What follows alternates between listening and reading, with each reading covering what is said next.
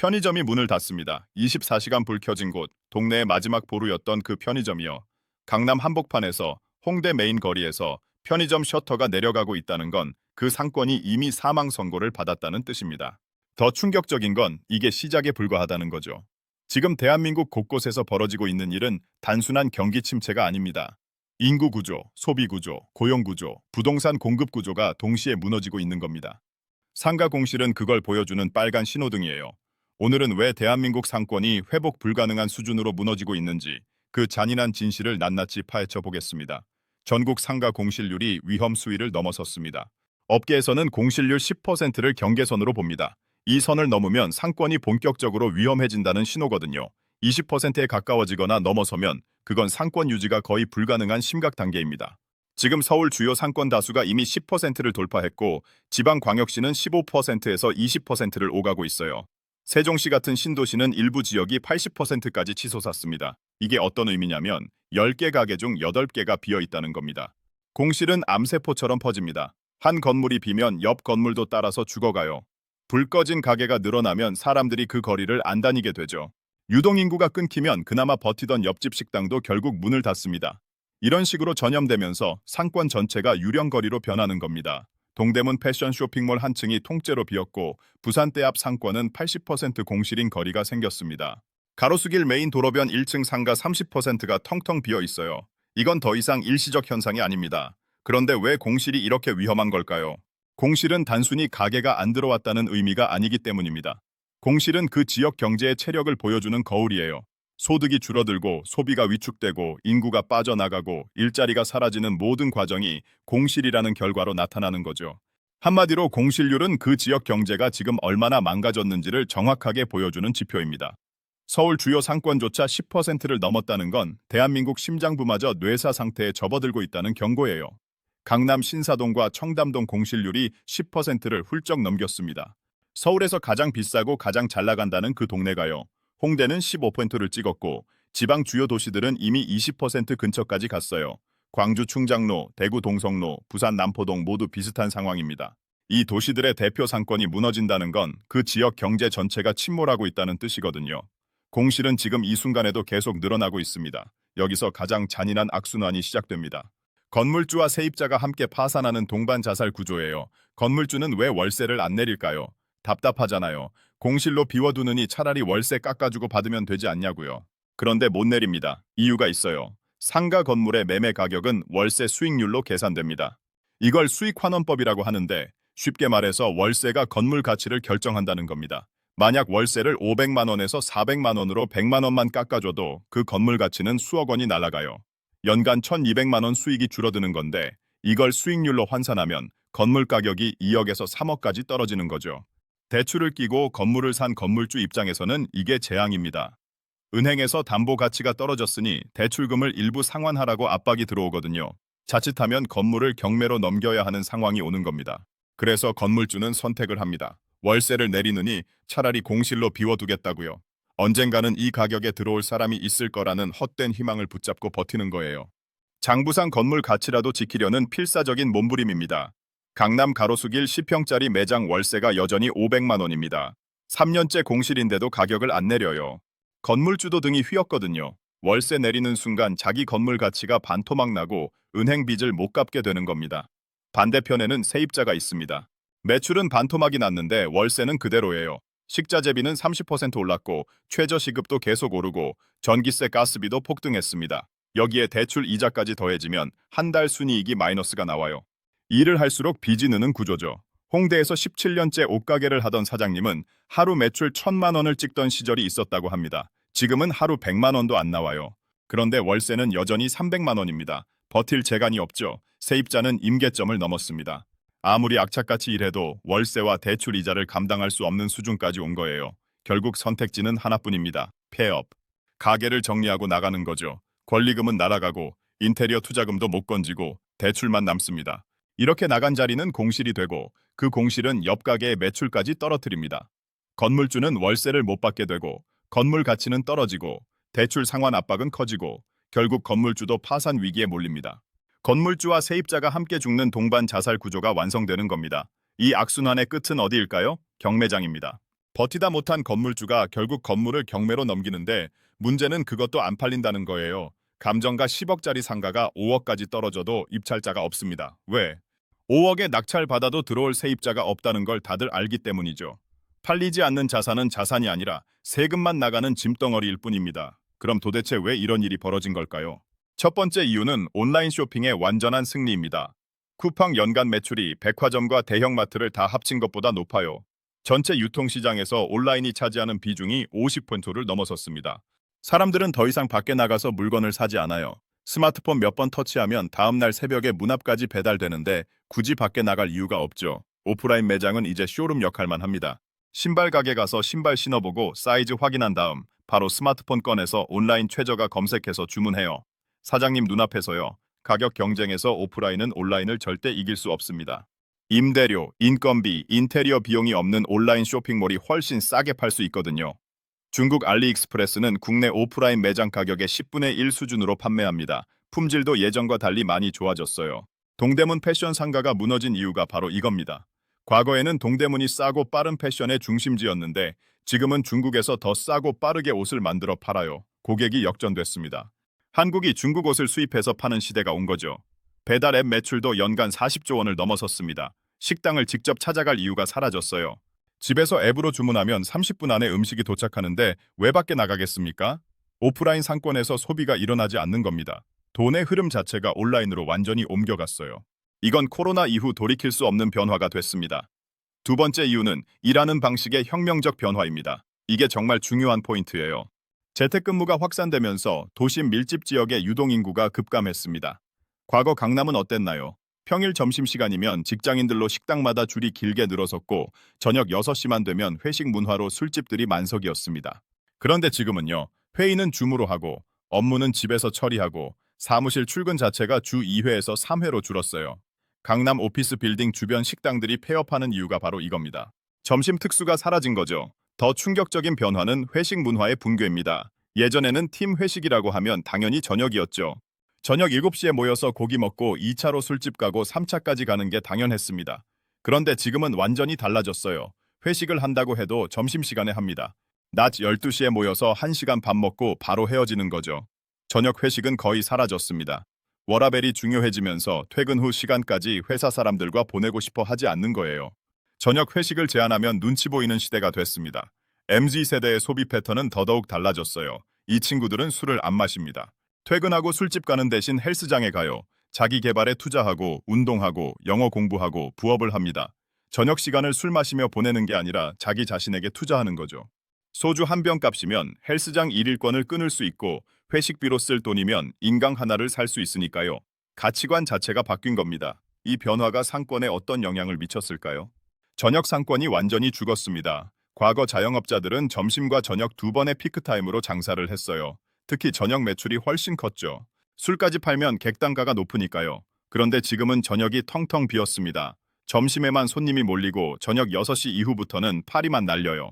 사실상 반쪽짜리 영업을 하는 셈입니다. 하루 12시간 문을 열어도 실제 매출이 나는 건 점심 2시간 뿐이에요. 나머지 10시간은 전기세, 인건비만 나가는 시간이죠. 이러니 수익이 나올 리가 없습니다. 홍대 앞 고깃집 사장님은 이렇게 말합니다. 예전에는 저녁 7시부터 밤 11시까지가 황금 시간대였어요. 웨이팅이 기본이었죠. 지금은 저녁 8시면 손님이 한 팀도 없어요. 강남역 근처 술집도 마찬가지입니다. 금요일 저녁인데도 텅텅 비어 있어요. 회식 수요가 증발했고 MZ세대는 술집 대신 헬스장으로 가니까요. 자영업자 입장에서는 하루 매출의 60%에서 70%를 책임지던 저녁 장사가 사라진 겁니다. 반쪽짜리 장사로는 높은 임대료를 감당할 수 없죠. 온라인 사업도 폭발적으로 늘어났습니다. 유튜버, 블로거, 온라인 쇼핑몰 운영자, 프리랜서 등 오프라인 매장이 필요 없는 사업자들이 급증했어요. 이 사람들은 집에서 일하거나 카페에서 노트북 하나로 사업을 운영합니다. 사무실 임대가 필요 없으니 상가 수요 자체가 줄어든 거죠. 과거에는 사업을 시작하려면 일단 매장부터 얻어야 하는데 지금은 인스타그램 계정 하나면 창업이 가능합니다. 밀집 지역에 형성되던 상권의 개념 자체가 무너지고 있는 겁니다. 세 번째는 인구 절벽입니다. 대한민국 출산율이 0.7명 아래로 떨어졌어요. 세계 최저 수준이죠. 100명이 태어나야 할 자리에 수십 명도 안 태어나고 있습니다. 상권은 사람이 모여야 돌아가는데 그 사람 자체가 사라지고 있는 거예요. 학원가를 보세요. 태권도장, 피아노 학원, 영어 학원들이 줄줄이 문을 닫고 그 자리에 노인 주간보호센터가 들어섭니다. 문방구는 이미 멸종 위기종이 됐고요. 아이들이 없으니 관련 상권이 통째로 증발하는 겁니다. 고령화는 더 심각합니다. 나이가 들면 소비가 줄어요. 은퇴 후 소득이 줄어드니 지갑을 닫고 건강 때문에 외식도 술도 줄입니다. 지금 대한민국은 돈을 펑펑 쓰는 젊은이는 사라지고 돈을 아껴야만 하는 노인만 늘어나는 구조예요. 부산은 이미 초고령 사회에 진입했고 지역 자영업자 3명 중 1명이 60세 이상입니다. 이분들이 운영하는 가게는 생계형이에요. 최저임금에도 못 미치는 소득으로 그냥 연명하는 수준이죠. 상권에 활력이 나올 수가 없는 인구 구조입니다. 부산에서는 10년 사이 청년 인구가 14만 명이나 빠져나갔어요. 청년 10명 중 2명이 부산을 떠날 계획이라고 답했습니다. 젊은 소비 주체가 없으니 상권이 돌아갈 리가 없죠. 네 번째는 무분별한 상가 과잉 공급입니다. 신도시 가보셨습니까? 위례, 동탄, 세종. 아파트는 으리으리하게 올라갔는데 1층 상가는 텅텅 비어있는 유령 상가들을 쉽게 보실 수 있을 겁니다. 입주한 지 5년이 지났는데도 아직 주인을 못 찾은 상가가 수두룩합니다. 도대체 왜 이렇게 무식하게 많이 지었을까요? 범인은 바로 건설사의 탐욕과 우리의 맹신이 만난 결과입니다. 정부가 아파트 분양가를 통제하니 건설사들은 수익을 남기기 위해 규제가 없는 상가를 마구잡이로 지어 분양했습니다. 아파트 단지 내 상가뿐만 아니라 근린생활시설, 오피스텔 상가를 우후죽순으로 올렸죠. 그리고 여기에 월세 받는 사장님을 꿈꾸는 은퇴자들의 돈이 몰렸습니다. 수요는 없는데 공급만 폭탄처럼 쏟아진 겁니다. 대한민국은 인구 대비 상점수가 일본보다 2배나 많아요. 나누어 먹을 파이는 작아졌는데 숟가락 개수만 엄청나게 늘어난 꼴입니다. 세종시를 보세요. 84사 9세대 아파트 단지의 상가가 117개입니다. 상식적으로 말이 안 되는 숫자죠.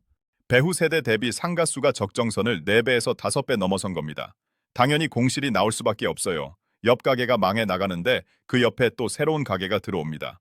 결국 다 같이 죽는 살 깎아먹기 경쟁이 벌어질 수밖에 없는 구조입니다. 이 과잉 공급에 늪에 빠진 상가들은 이제 회복이 불가능합니다. 사람이 없어서 비어있는 게 아니라 애초에 채워질 수 없을 만큼 너무 많이 지었기 때문입니다. 다섯 번째는 대형 쇼핑몰의 블랙홀 효과입니다. 스타필드, 롯데몰, 더현대 같은 초대형 복합 쇼핑몰 말이죠. 여러분, 주말에 어디 가십니까? 덥고 춥고 주차하기 힘든 동네 상권을 걸어 다니십니까? 아니면 주차 편하고 여름엔 시원하고 겨울엔 따뜻한 대형 쇼핑몰에 가십니까? 답은 뻔합니다. 유모차 끌고 나온 젊은 부부, 지팡이 짚은 어르신들 모두 대형 쇼핑몰로 갑니다. 이 거대한 블랙홀들이 들어서는 순간 방형 10km 이내의 동네 상권은 초토화됩니다. 과거에는 영화 보고 밥 먹고 차 마시려면 동네 번화가를 돌아다녀야 했습니다. 지금은 쇼핑몰 안에서 모든 게 해결돼요. 아침에 들어가서 저녁에 나옵니다. 바깥 세상, 즉 지역 상권으로는 단 한 푼의 돈도 흘러나오지 않습니다. 주차장도 없고 화장실도 불편한 낡은 상가에 굳이 찾아갈 이유가 사라진 거죠. 대기업이 만든 쾌적한 공간이 소비를 독점하는 시대입니다. 이건 자본주의의 필연적인 흐름이지만 그늘에 있는 소상공인과 상가 주인들에게는 잔인한 사형 선고예요. 결국 지금의 상권 붕괴는 단순한 경기 침체가 아닙니다. 온라인에 뺏기고 재택근무와 회식 문화 변화로 저녁 상권이 죽고 인구는 줄고 너무 많이 지어서 비어있는데 그나마 남은 손님은 대형 쇼핑몰이 싹쓸이해가는 오중고의 완벽한 포위망에 갇힌 것입니다. 이 거대한 흐름을 개인이 막을 수 있는 방법은 없습니다. 세종시는 신도시 상가 참사의 상징입니다. 평균 연령 30대의 젊은 도시인데 아이러니하게도 전국에서 상가 공실률이 가장 높은 곳이에요. 84세 9세대 아파트 단지의 상가가 117개나 됩니다. 상식적으로 말이 안 되는 숫자죠. 80만 명을 목표로 설계했지만 현재 인구는 40만 명에 불과하고 주말이면 공무원들이 서울과 대전으로 빠져나가면서 소비는 일어나지 않습니다. 건설사는 수익을 위해 상가를 마구 지었고 제2의 강남이라는 투기 광풍에 휩쓸린 은퇴자들이 퇴직금을 쏟아부었습니다.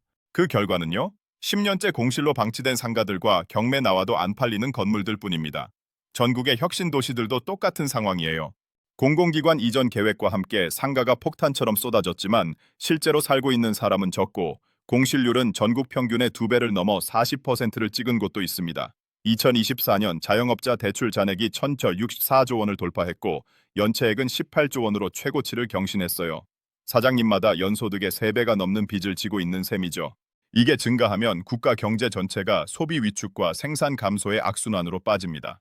이제 퇴직금으로 자영업에 뛰어드는 것이 얼마나 위험한지 말씀드리겠습니다. 대한민국 50대 가장의 마지막 보루는 퇴직금입니다. 평생 상사 눈치 보고 야근하며 30년을 갈아 넣어 만든 피 같은 돈이죠. 그런데 지금 이 소중한 퇴직금이 대한민국 자영업 시장이라는 거대한 용광로 속에서 흔적도 없이 타버리고 있습니다. 은퇴하고 치킨집이나 하지, 카페 차려서 여유롭게 살아야지. 죄송하지만 2025년 지금 이 말은 내 전 재산을 불태우고 빚더미에 앉겠다는 선언이나 다름없습니다. 통계는 잔인할 정도로 명확합니다. 신규 창업자의 70%가 3년을 버티지 못하고 폐업해요. 특히 50대 이상 시니어 창업자의 폐업률이 가장 높습니다. 왜일까요? 이분들이 게을러서 능력이 없어서가 아닙니다. 이분들은 누구보다 성실해요. 문제는 게임의 규칙이 바뀌었는데 낡은 지도만 들고 전쟁터에 뛰어들었기 때문입니다. 55세 김 부장님의 이야기를 들어보겠습니다. 작년에 명예퇴직을 하고 손에 쥔 돈 3억 원, 은행 대출 2억 원을 더해 총 5억 원을 들여 경기도 신도시 상가 1층에 프랜차이즈 식당을 열었습니다. 본사에서는 월 매출 5천만 원은 거뜬하다고 했어요. 하지만 현실은 지옥이었습니다. 첫 번째 복병은 금리였습니다. 대출 2억 원에 대한 이자가 매달 100만 원 정도일 줄 알았는데 금리가 오르면서 150만 원, 180만 원으로 불어났습니다. 숨만 쉬어도 나가는 돈이 너무 많아요. 두 번째는 물가입니다. 밀가루, 식용유, 채소 가격이 미친 듯이 올랐어요. 음식값을 올리자니 손님이 끊길까 무섭고 안 올리자니 팔수록 손해인 상황. 김 부장님은 결국 본인 인건비를 포기하고 마진을 줄였습니다. 하지만 진짜 결정타는 따로 있었습니다. 바로 사람이에요. 2025년 자영업 현장의 가장 큰 비명은 사람이 없어서 장사를 못한다는 겁니다. 최저시급이 1만 원이 넘는데도 일할 사람을 못 구합니다. 젊은 친구들은 힘든 식당 일을 기피하고 외국인 노동자 구하기도 하늘의 별 따기예요. 결국 김 부장님과 사모님이 주방부터 홀 서빙까지 다 합니다. 하루 14시간, 주말도 없이 일해요. 몸은 망가지고 병원비만 나갑니다. 사장님 소리 들으려고 창업했는데 실상은 무임금 중노동의 노예가 된 겁니다. 1년을 버티다 결국 두 손 두 발 다 들었어요. 더 이상은 못하겠다고요. 폐업을 결심했지만 나가는 것도 마음대로 안 됩니다. 들어올 사람이 없으니 권리금 1억 원은 고스란히 날렸습니다. 인테리어 철거 비용으로 또 1,000만 원을 내놓았고요. 가게를 정리하고 남은 건 텅 빈 통장과 갚지 못한 대출금 1억 원뿐입니다. 평생 모은 3억 원이 1년 만에 공중분해된 거예요. 이게 남의 이야기 같으십니까? 지금 이 순간에도 수많은 은퇴자들이 안정적인 프랜차이즈라는 달콤한 유혹에 속아 도살장으로 끌려가듯 뛰어들고 있습니다. 자영업은 이제 은퇴자의 무덤이 되었습니다. 사람이 없고 돈이 돌지 않는 구조 속에서 개인의 성실함만으로 성공할 수 있는 시대는 끝났어요. 퇴직금은 여러분의 훈장이자 노후를 지킬 최후의 방패입니다. 제발 그 방패를 스스로 내려놓고 전장으로 뛰어들지 마십시오. 결론을 말씀드리겠습니다. 이제 대한민국 부동산 시장에서 상가불패 신화는 박물관으로 보내야 합니다. 아니, 박물관이 아니라 폐기물 처리장으로 보내야 해요. 과거의 영광에 취해 그래도 부동산인데 땅은 거짓말 안 하는 데라는 낡은 믿음을 붙잡고 계신다면 여러분은 지금 가장 위험한 도박을 하고 계신 겁니다. 앞으로 다가올 미래는 더욱 냉혹합니다. AI와 로봇 기술의 발전을 보세요. 주방에서는 로봇이 요리를 하고 홀에서는 서빙 로봇이 음식을 나릅니다. 배달은 드론과 자율주행 로봇이 하게 될 날이 머지않았어요. 이게 무슨 뜻일까요? 가게가 넓을 필요가 없다는 뜻입니다. 과거에는 사람 10명이 일하려면 50평이 필요했지만 이제는 로봇 몇 대만 들어갈 10평이면 충분합니다. 상업 공간의 다운사이징, 즉 공간 축소는 거스를 수 없는 대세예요. 공간이 줄어든다는 건 남는 상가가 더 많아진다는 뜻이고 공실은 영원히 채워지지 않을 수도 있다는 경고입니다. 지금 상가를 산다는 건 월세 나오는 황금 거위를 사는 게 아닙니다. 매달 관리비와 재산세만 꼬박꼬박 나가는 세금 고지서를 사는 것이며 언제 채워질지 모르는 거대한 공실을 비싼 돈 주고 떠안는 행위예요. 자산이 아니라 부채를 사는 것과 다름없습니다. 오늘 이 영상을 보신 여러분께 간곡히 호소합니다. 만약 은퇴자금으로 상가 투자를 고려하고 계셨다면 지금 당장 멈추십시오. 그 돈은 은행 예금에 넣어두는 것이 100배, 1000배 안전합니다. 인플레이션 때문에 현금 가치가 떨어진다고요? 공실 상가를 사서 자산 가치가 반토막 나는 것보다는 훨씬 낫습니다. 세상은 변했습니다. 그것도 아주 무섭게 변했어요. 변화를 인정하지 않고 고집을 부리는 순간 시장은 가장 잔인한 방법으로 복수합니다. 오늘 제가 드린 이 불편한 이야기들이 여러분의 소중한 자산을 지키는 예방주사가 되기를 진심으로 바랍니다. 상권은 붕괴했지만 여러분의 삶은 무너지지 않아야 하니까요. 기억하십시오. 지금은 공격할 때가 아니라 철저하게 수비해야 할 때입니다. 공실의 공포를 직시하는 자만이 살아남을 수 있습니다.